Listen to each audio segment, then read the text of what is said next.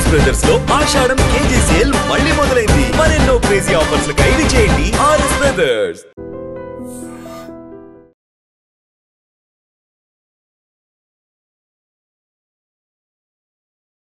నమస్తే, welcome to I dream talking point with కవిత.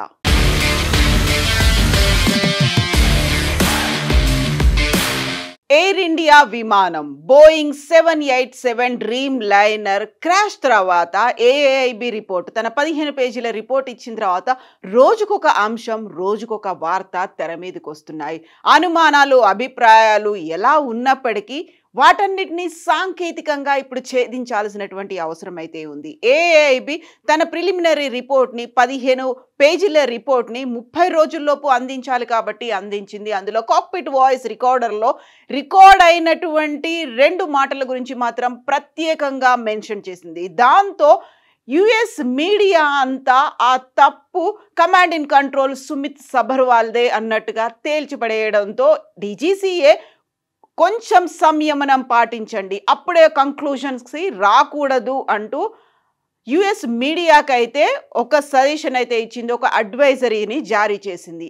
ఇప్పుడు అదే యుఎస్కి చెందినటువంటి ఏవియేషన్ ఎక్స్పర్ట్ మేరీ షియావో చేస్తున్నటువంటి ఒక వాదన మాత్రం అది సమంజసంగానే అనిపిస్తోంది. నిజంగానే కాక్పిట్ వాయిస్ రికార్డ్కి సంబంధించి కేవలం 2 మాటలనే ఎందుకు రిలీజ్ చేశారు? అక్కడ ఉన్నటువంటి సౌండ్లు కావచ్చు, వాయిస్లు కావచ్చు, ఓవరాల్గా 30 సెకండ్స్ పాటు ఏం జరిగింది అనేది ఎందుకు రికార్డ్ అవ్వలేదు అనే దాంతో పాటుగా మేరీ షియావో చేసినటువంటి ఒక కీలకమైనటువంటి వాదన, ఎట్ ద సేమ్ టైం ఇప్పుడు తెర మీదకి వస్తున్నటువంటి ఇంకొక అంశం, అది కూడా బోయింగ్ 787కి సంబంధించినటువంటి ఇంజన్ ఫెయిల్యూర్ల అంశం.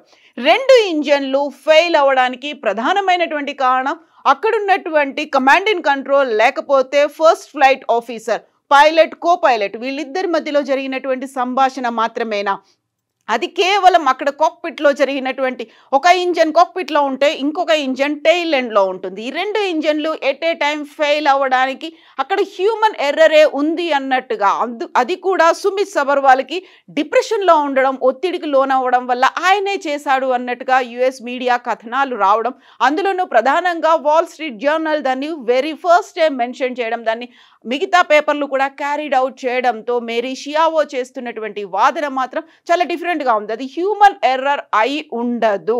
దానికి ప్రధానంగా ఇప్పుడు చెక్ చేసి చూడాల్సినటువంటి ఇంకొక అంశం కూడా ఉంది, థ్రస్ట్ కంట్రోల్కి సంబంధించి. అది మాల్ ఫంక్షన్ కూడా అయి ఉంటుంది. దాన్ని ఎందుకు చెక్ చేయలేకపోయారు అని దానికి తను చెప్తున్నటువంటి ఎగ్జాంపుల్ ఇక్కడ మనం చూస్తున్నటువంటి ఆల్ నిప్పన్ ఎయిర్లైన్స్, జపాన్కి చెందినటువంటి ఆల్ నిప్పన్ ఎయిర్లైన్స్లో 2019లో జరిగినటువంటి సేమ్ ఇదే 2 బోయింగ్కి సంబంధించి 2 ఇంజన్లు ఎట్ ఏ టైం ఫెయిల్ అయినటువంటి సంఘటనని తను ఇప్పుడు ఎగ్జాంపుల్గా చెప్తున్నారు. యాక్చువల్గా 2019లో జపాన్కి చెందినటువంటి ఎయిర్లైన్స్ ఆల్ నిప్పన్ ఎయిర్లైన్స్ ANAగా చెప్తూ ఉంటారు. 2019లో అదే డ్రీమ్ లైనర్ 787 డ్రీమ్ లైనర్లో జపాన్ నుంచి ఒసాకాకు వెళ్తున్నప్పుడు ఆల్రెడీ ఒసాకాకి రీచ్ అవుతున్న టైంలో మెషిన్స్ ఆటోమేటిక్గా ఆఫ్ అయిపోయాయి అనే విషయాన్ని, ల్యాండింగ్ పొజిషన్లోకి నేను వచ్చాను అనేటువంటి భావనతో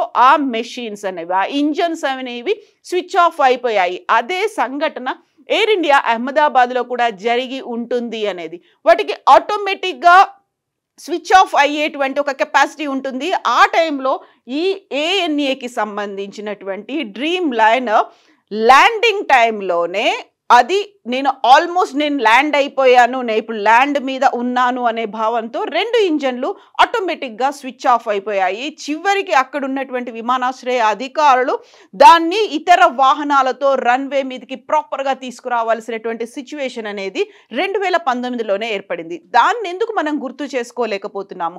ఇక్కడ మాన్యువల్గా హ్యూమన్ ఎర్రరో లేకపోతే ఇంకోటో జరగడానికి లేదు. ఎందుకంటే అదంతా ఈజీగా కాదు. చాలా జస్ట్ లైక్ దట్ ఊరికే బటన్ ఆఫ్ చేసి ఆన్ చేసినట్టుగా కాదు అనేటువంటి మాట చాలా క్లియర్గా మేరీ షియావో చెప్తున్నటువంటి మాటను బట్టి చూస్తే మళ్ళీ దాన్ని ఒకసారి ఇన్వెస్టిగేషన్ ఇన్ డెప్త్ అనాలిసిస్ చేయాల్సినటువంటి అవసరం అయితే ఉంది అనేటువంటి వాదన వినిపిస్తోంది. సో అప్పుడు 2019లో జపాన్ టోక్యో నుంచి ఒసాకాకు వెళ్తున్నటువంటి విమానంలో 119 మంది ఓవరాల్గా ఇటు ప్రయాణికులతో పాటుగా సిబ్బంది కూడా ఉన్నారు. 108 మంది ప్రయాణికులు, ఆ తర్వాత 9 మంది సిబ్బంది, 118 మందికి ఎలాంటి హామ్ జరగకుండా ఇంజురీస్ లేకుండానే ల్యాండ్ అయ్యారు. దీనికి కారణం 2 ఇంజన్లు ఫెయిల్ అయిపోవడం అనేది. ఆ 2 ఇంజన్లు కూడా ఆఫ్ సిచ్యువేషన్లోకి వచ్చాయి, రన్ ఆఫ్ మోడ్లో ఉన్నాయి. నేను ల్యాండ్ అయిపోయాను అనేటువంటి భావన అక్కడ వచ్చింది కాబట్టి అది జరిగింది అని ఆ దిశగా మనం ఆలోచించాల్సినటువంటి అవసరం ఉంది అని అదే యుఎస్కి చెందినటువంటి మేరీ షియావో చెప్తున్నారు. ఎట్ ద సేమ్ టైం ఇక్కడ ఇంకొక వాదన కూడా వినిపిస్తుంది. కాక్పిట్లో కేవలం వాయిస్ రికార్డర్లు మాత్రమే ఎందుకున్నాయి, వీడియో రికార్డర్లని ఎందుకు పెట్టలేదు అనే వాదన ఇప్పుడు సరికొత్తగా వస్తోంది. డీజీసీఏతో పాటుగా మిగతా ఎయిర్లైన్స్ కూడా ఆ దిశగా ఆలోచనలు అనేవి మొదలుపెట్టాయి. ఇక్కడ కాక్పిట్ వాయిస్ రికార్డర్ అనేది ఉంది, అక్కడ ఏం మాట్లాడుకున్నారో అనేది తెలిసినప్పటికీ ఆ 30 సెకండ్స్లో ఏం జరిగింది అనేది మొత్తంగా వివరాలు అయితే అందించలేదు. అదే కనుక వీడియో పొజిషన్ అనేది ఉంటే, వీడియోను కనుక అక్కడ పెట్టి ఉంటే ఆ వీడియో కూడా బయటకు వచ్చేది కదా, ఏం జరిగింది అనేది తెలిసేది కదా. టెక్నికల్గా ఏదో స్నాక్ జరిగింది, టెక్నికల్ ఇష్యూస్ వచ్చాయి కాబట్టి అది ఆఫ్ అయిపోయింది. అంత ఈజీగా దాన్ని ఆఫ్ చేయలేరు. దాన్ని పుల్ చేసి పైకి పుల్ చేసిన తర్వాత మాత్రమే ఆ బటన్ని ఆన్ చేయాలి, లేకపోతే ఆఫ్ చేయాలి. అంటే దానికి సంబంధించి 3 రకాల సౌండ్స్ అనేది ఉంటాయి. ఫస్ట్ బటన్ని పైకి లాగిన తర్వాత వచ్చేటువంటి ఒక సౌండ్, దాన్ని పొజిషన్లోకి తీసుకోవడం, ఆన్ చేయడం అనేది. సో ఇవన్నీ చేయడం కూడా అలా ఫ్రాక్షన్ ఆఫ్ సెకండ్స్లో అంత ఈజీగా జరగదు అనేటువంటి మాట ఇప్పుడు ఏవియేషన్ ఎక్స్పర్ట్స్ చెప్తున్నారు. సో దీంతో పాటుగా థ్రటిల్ కంట్రోల్ మాల్ ఫంక్షన్ అకామిడేషన్, దీన్ని కూడా చెక్ చేయాల్సినటువంటి అవసరం ఉంది. కేవలం బ్లాక్ బాక్స్ సివిఆర్ను మాత్రమే ఎందుకు చెక్ చేస్తున్నారు అనేది. ఈ థ్రటిల్ అనేది అక్కడ ఒక సస్పెన్షన్ పెడల్ లాగా పనిచేస్తుంది, యాక్సిలరేటర్ లాగా పనిచేస్తుంది. ఒకవేళ అక్కడ ఉన్నటువంటి ఇంజన్స్ కనుక ఫెయిల్ అయిపోతే, అక్కడ పనిచేయలేదు లేకపోతే ఆఫ్ అయ్యాయి అనుకుంటే, ఇది మాన్యువల్గా దానికి కావలసినటువంటి సపోర్ట్ని ఇస్తుంది కాబట్టి, ఒక పెడల్ లాగా పనిచేస్తుంది కాబట్టి దాన్ని చెక్ చేయాల్సినటువంటి అవసరం ఉంది కదా అనేటువంటి ఒక వాదన మేరీ షియావో తీసుకొచ్చారు. కాబట్టి దాని మీద కూడా ఫోకస్ పెట్టాల్సినటువంటి అవసరం అయితే ఉంది.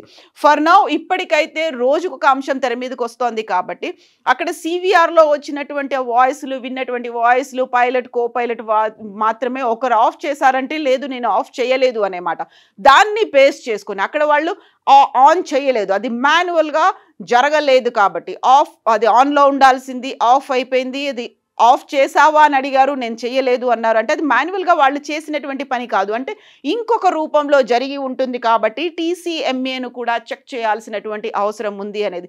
ఇప్పటిదాకా ఆ దిశగా ఎందుకని ఆలోచించలేకపోయారు, దాని మీద ఎందుకు ఫోకస్ పెట్టలేకపోయారు. ఇప్పుడైతే సుమిత్ సబర్వాల్కి సంబంధించి అయితే తను చేసినటువంటి మిస్టేక్ వల్లే ఈ ప్రమాదం జరిగింది అనేది. యూజువల్గా ఇలా సూసైడ్ లేకపోతే మర్డర్ అనేటువంటి ప్లాన్ అనేది పైలట్స్కి ఉండకపోయి ఉండొచ్చు. ఇలాంటి ఇన్సిడెంట్ అది ఆల్రెడీ జపాన్లో జరిగింది కాబట్టి దాన్ని దృష్టిలో పెట్టుకోవాలి. ఎట్ ద సేమ్ టైం జపాన్లో అక్కడ ఒసాకాలో జరిగినటువంటిది కూడా 787 డ్రీమ్ లైనర్, అందులో ఉన్నటువంటి బటన్స్లోనే ఫెయిల్యూర్ అనేది ఉంది అనే మాట FAA దగ్గర నుంచి కూడా మెయిల్స్ అనేది వచ్చాయి 2018లోనే. దానికి సంబంధించి అడ్వైజర్స్ కూడా ఇచ్చినప్పటికీ ఫాలో అప్ చేయలేదు. ఎట్ ద సేమ్ టైం ఇప్పుడు యాక్సిడెంట్ జరిగినటువంటి ఈ ప్రమాదానికి కారణమైనటువంటి ఎయిర్ ఇండియా బోయింగ్ 787 డ్రీమ్ లైనర్లో కూడా బటన్స్ని 2019లో ఆ తర్వాత 2023లో చేసినప్పటికీ ఈ టీసీఎంని మాత్రం చెక్ చేయలేదు. అది చెక్ చేసి ఉంటే ఈ ప్రమాదం జరగకపోయి ఉండేది అనేటువంటి వాదన. యాక్చువల్గా ఈ సరికొత్త వాదనలు ఇవన్నీ వస్తున్నాయి కాబట్టి ఇప్పుడు రెస్పాండ్ అవ్వాల్సింది, లేకపోతే దానికి సంబంధించి ఇమ్మీడియట్గా ఉన్నటువంటి మాల్ ఫంక్షన్స్ని ఏదైతే ఫాల్ట్స్ ఉన్నాయో దాన్ని చెక్ చేయాల్సినటువంటి అవసరం అయితే బోయింగ్కి అయితే ఉంది. బోయింగ్, టాటా, ఎయిర్ ఇండియా మాత్రం ముందు దీనికి ఒక క్లీన్ చిట్ ఇచ్చారు, అది ఇంజన్ ఫెయిల్యూర్స్ వల్లే అయింది అనేది. ఇంధనం అందలేదు ఇంజన్స్కి, దానివల్లే ఫెయిల్యూర్ అనేది. బట్ ఇప్పుడు సరికొత్తగా వస్తున్నటువంటి వాదనలు, ఏవియేషన్ ఎక్స్పర్ట్స్ వినిపిస్తున్నటువంటి ఎగ్జాంపుల్స్, వీటన్నిటిని బేస్ చేసుకొని ఫర్దర్గా ఇంకా ఇన్వెస్టిగేషన్ అయితే జరగాల్సిన అవసరం ఉంది. ఫర్ నౌ సుమిత్ సబర్వాల్ చేసినటువంటి తప్పు ఏదీ లేదు అనేది మాత్రం వాదన సరికొత్తగా వినిపిస్తోంది. ఒక కంక్లూజన్స్కి రాకూడదు అని డీజీసీఏ లేట్గా ఆయన రెస్పాండ్ అయింది. దానికి సంబంధించి ఒక అడ్వైజెస్ అయితే ఇచ్చింది. But further investigation, in depth investigation ఎప్పటికి వస్తుంది, ఇన్వెస్టిగేషన్ అయితే జరుగుతోంది అనేది ఉన్నప్పటికీ రిపోర్ట్ని ఎప్పటికి బయట పెడతారు? 30 days ఒక టైం లిమిట్ అనేది ఉంది ఒక యాక్సిడెంట్ జరిగిన తర్వాత. కాబట్టి ఏఐబి తన రిపోర్ట్ని బయట పెట్టింది. బట్ ఇప్పుడు ఇన్ డెప్త్గా జరిగేటువంటి దీనికి టైం లిమిట్ ఏదైనా ఉందా? టైం బౌండ్ అనేది లేకపోవడం వల్ల ఎంత టైం పడుతుంది? కంక్లూజన్స్ ఏమున్నాయి? ఓవరాల్గా అయితే హ్యూమన్ ఎర్రర్ వల్ల జరిగి ఉండకపోవచ్చు, టెక్నికల్ గానే జరిగి ఉంది అనేటువంటి ఒక వాదన వచ్చింది. కాబట్టి ఆ దిశగా కూడా ఇన్వెస్టిగేషన్ జరుగుతుందా, ఎంత టైం తీసుకుంటుంది? బట్ ఎందుకని యుఎస్ మీడియా సుమిత్ సబర్వాల్ మీదే ఆ పని చేయగలిగింది? బోయింగ్ ఏదైనా పిఆర్ గేమ్స్, పిఆర్ స్టంట్, దానికి లాబింగ్ అనేది చేసుకుందా, మీడియాతో కలిసిపోయిందా, కావలసినట్టుగా మేనేజ్ చేసుకుందా అనేటువంటి డౌట్లు వస్తున్నాయి. యాక్చువల్గా మీరేమనుకుంటున్నారు? ఏం జరిగి ఉంటుందని మీరు భావిస్తున్నారు? కామెంట్స్ రూపంలో తెలియచేయండి. నిజంగా ప్రస్తుతం ఉన్నటువంటి సమాజం దేనికి ప్రయారిటీ ఇస్తుంది?